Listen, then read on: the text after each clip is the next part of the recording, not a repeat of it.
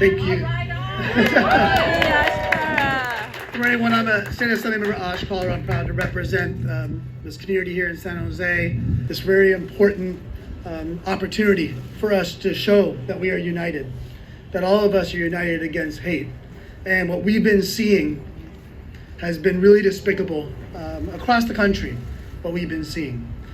Whether it's what we've seen over the past year with our prior president, frankly, and using terminology, using things like the Kung Flu and China virus and things that have allowed and given space to racism to rear its ugly head in public against our own community. But the reality is, and I saw a sign and that AAPI, racism is a virus. The reality is that racism is a cancer that's deep, because it's deep rooted in the history of this nation.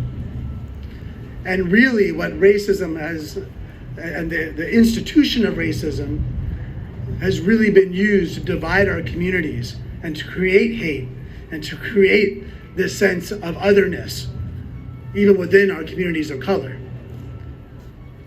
And this deep-seated racism has always been used to promote and support white supremacy, and to fight against any kind of hatred against our community, but to fight against it in every form.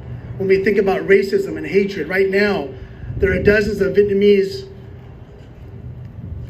that are getting loaded on planes, deported back to Vietnam by ICE. That's hatred. That's racism against our community.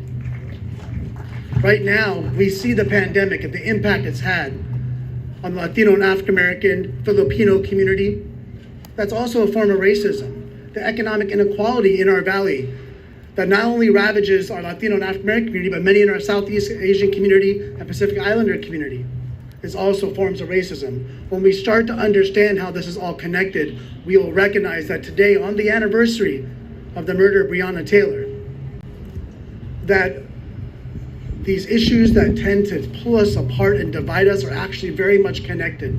And when we recognize that, we can come together and unify with love and not with hate in our hearts. And even those that are the most troubled and most damaged, we must remember that hurt people hurt people.